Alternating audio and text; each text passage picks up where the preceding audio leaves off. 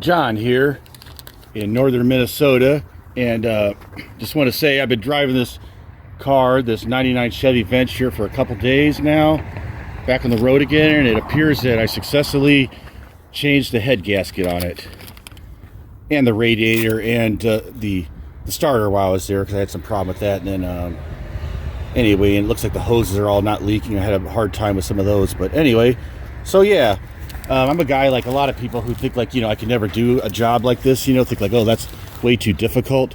But then, I was kind of desperate to get this car going because I had done a bunch of specialty work on it as far as making it like into a camper van and so forth, that, that I wanted to like fix the head gasket, but didn't, really have the money to fix it. So, hey, so what I did is it took me a really long time to do it. And I did it by paying attention to this one video that I'm going to refer you to. The key video, we'll call it the key video. Anyway, but that video, I watched that video like 50 times and all kinds of stuff. And I'm going to refer back to that, but I'm going to give you some information. Okay, and this is what the video is called: How to Replace a Head Gasket on a 3.4 3400 Pontiac Grand Am. And it's by Friend Performance LLC. So here you can see the thing here. Yeah, so anyway, so it's got like about 500,000 views. So anyway, yeah, that's going to be the best video to look at, even though it's slightly different. If you like watch my video first and then watch that, and then a bunch of times, then watch mine, that should help you out, But there's just other videos on YouTube as well. So basically, I can't do a better job than that guy did in the key video of explaining how to do it. But what I'm going to do is I'm going to refer you to that, and then I'm going to just tell you some of the stuff that was different on mine, because he did use a slightly different vehicle. But still, he did a really good job. Instead of going through like the entire thing, I'm just going to give you like, I think it's 9 or 10 things that I noticed while working on this. And some of them are things like that have to do with how it's different from him. And some of them are just things that I noticed that I wish I'd known that could have made it easier on me. So anyway, okay, look for the lone wire to the coil pack. Okay, so here's the coil pack back here. And I'm not sure if his was like this or not. But okay, so there's this the coil pack is actually down there, okay, and it's hard to see from here. But anyway, but yeah, for some reason, okay, so there's 3 connectors that go to that coil pack. Each one of the connectors goes to one of the things that generates this, for 2 spark plugs, okay, generates a spark. But for some reason, it looked like there was only 2 that came off of this wiring harness, and I kept looking, and I kept thinking, oh, is there some way that it can run without it? I kept thinking all kinds of stuff, maybe. Anyway, no, it turned out on mine, it was just, there was a wire that actually, for some reason, one of the wires goes down low there. So look at that. So whenever you take, I guess it's a good idea with any of these wires, make sure that they actually are coming from the harness, and do whatever you can to label them.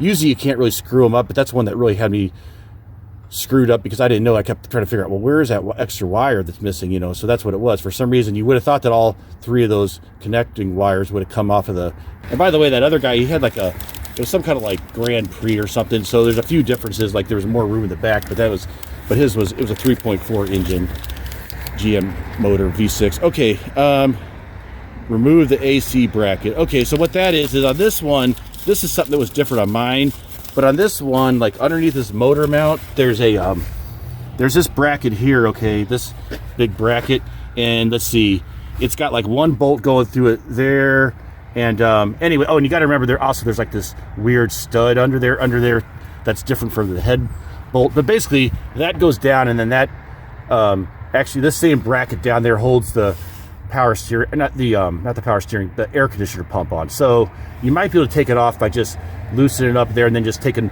where you don't have to actually take the whole air conditioner off, you just loosen like one of the bolts and take it off. But that's basically that's the thing to remember. So I think there's like 2, it's basically like a square pattern pretty much. Like, so on the bottom there's basically 2 bolts that hold that in. So anyway, so just because I kept thinking for a while, how's this thing come off, and you couldn't get to the 1 bolt here and all that. Anyway, so yeah, that's one of the things you have to take off, is this bracket here. Okay, so that's one of he kind of mentioned that in that video, but I didn't really understand exactly what he was saying. Okay, so that's another thing. That's definitely, those 2 things will help you a lot if you're working on this car, because you'll be stuck for hours trying to figure out, hey, how's that bracket come off, or at least I was, until my friend came by. I'll say too, besides, my friend Mark came by and helped me a few times on some key parts, and he was, anyway, besides, so him and that guy from the video, those are the 2 biggest people who helped me. All right, so then the next one is pull back the engine. Okay, so like on that key video, his was like, there wasn't like all this stuff covering up the back of the engine and all that. So so that was something that you can either take these 2 bolts out or these. I guess it doesn't really matter. I guess you maybe that'd be easier. It's just whether or not it blocks it or something. But basically, once you take these out here, then you get like a ratchet strap and you can pull the engine forward. And that's basically, you pretty much need that to do just about any work on the back. Okay, here's a good video by Captain America, Chevy Venture, how to rotate an engine. And anyway, so yeah, this will just give you the instructions on how to rotate the engine forward, as they call it, or pull the engine forward. It's not all that hard. So then the next thing I got on my list is cut off the bracket to the heater core return pipe. Okay, so this is the heater core return pipe here. Okay, still kind of hot because I was just running it a minute ago, and it goes back here. But anyway, so there's like a bracket that holds it onto the throttle body, but there's also a place that's held here. So I decided, and some other guy in some video noticed it at the same time. If you're watching that one video, there's a part where he talks about bending that bracket back, but then you got to keep doing that every time, and it gets hard to do.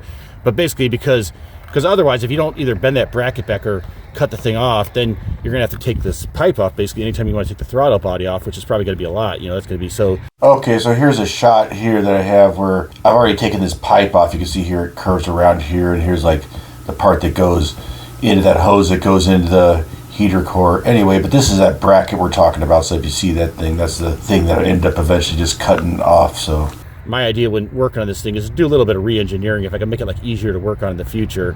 Anyway, and I decided it would still hit on plenty secured without that bolt, you know, without that bracket on there. Okay, so let's see what's the next thing on my list. The next thing is leave the manifolds on. Okay, yeah, from what I could tell in his video, he had you taking the exhaust manifolds off. It looks like you have to probably take the heat shields off, but it looks like you could probably get by without actually not taking those. Definitely the front one, and then I noticed the back one you could probably get away with not taking the manifold off too. And the thing I noticed is that basically there's these two bolts that hold on the rear manifold, okay, and that are just like two bolts and kind of like this different kind of shape like this, you know. And then anyway, okay, this is the best shot I can give you. So this is when I was taking it apart, and now you can see what I did here is I took this exhaust manifold here, took these screws off of it. But what I was saying is you don't have to actually, that's because I couldn't get these back screws off, and then I realized later that if I could have managed to get those off, which I managed to do by actually later on by going underneath it, you know, because I had to take it off for some other reason. So anyway, so yeah, so what I was suggesting that you could probably do is like not remove these bolts here and leave this attached to the head there, and then right behind here, that's the auction sensor. You can see this circular thing here. Okay, that's where that, anyway, you can't really see what it looks like, but there's a place where there's just like that exhaust pipe fits on there, and there's just like two bolts that hold that on, you know, which, you know, like I said, I was able to, they were kind of hard to get off, but I was able to effectively get them off by going actually underneath the car and then using like a breaker bar and like an extension. So anyway, two bolts, and then you're going to have to, like, before you take the head to the machine shop or whatever, you'll have to take like the exhaust off and everything, but it'd be a lot easier to do on the bench, and then you just got to take this cross pipe off here too, that if you do that, you could actually just take the heads off with the exhaust manifold still attached, you know, so make it a lot easier. And then if you break a bolt or something, then you just, you know, you can manage to get the thing out. You have to just get, like, either drill it out if you know how to do it, get the machine shop to drill that out for you or something, you know, it'll be a lot easier. So anyway, all right, so what's the next one I got here? Oh, if oil dipstick does not come up easily. Okay, so this dipstick, this is actually a new dipstick. It was, okay, yeah, this bolt here holds the dipstick on, right? Okay, yeah, and then, I think, yeah, okay, yeah, and then it goes, anyway, but you have to take the dipstick off to get that head off, but what happened to mine is I took that off and then I couldn't get it, and anyway, I had a big problem trying to get that dipstick off, and then it kind of broke, and I had to do a bunch of other, anyway, so it gave me a big problem, because sometimes after you take that off, it's supposed to just like slide out, it's held in by friction, but a lot of times it's not. So what I would suggest is find some way if you're not able to pull it out easily and you don't want to do any weird stuff, the dipstick, you can go ahead and just, like, there's a little bracket you can cut off there to let the thing, like, just slide over the dipstick. You can, I don't know, you'll have to, like, use your imagination when you see that, but you'll be happy to know on this that I think on his you had to, like, jack the engine up to get a couple of these nuts off for this power steering pump that you don't have to take off. You just have to push it over to the side. And on mine, it was different. You didn't have to do that. Oh yeah, by the way, I never put this recapture. I guess I should put that back in there sometime, but I was kind of keeping it out because I'm not the recapture. I mean the windshield wiper fluid, thing. So that's why there's kind of some extra room in there because I still had that removed. But then the back. The hoses. Mine had like a my car had like has a rear heater cord for an extra heater back there, but I don't actually use it. So when these hoses were leaking, which actually I would try to make sure all the hoses are good. That's one thing I would have done, like make sure all the hoses were good before I put it back together. Yeah, so there's a bunch of extra hoses there, and you couldn't tell what it was. But since I didn't need that, I got rid of those extra hoses. Now there's just 2 hoses back there, and it's pretty easy to see. In my situation, because I had done a bunch of stuff to the back of it and put like stuff, it was like, anyway, the way I had it set up, I wasn't using that rear heater core, so it was okay to do. So yeah, I guess that's about it. It's just like I said, those are just a few of the things that I noticed when I was working on it, that might help you out. So I figured, whatever. And then, but you can refer back to this later after you watch that guy's video, which will probably be, a lot better. He does a good job explaining it, So anyway, all right, talk to you later.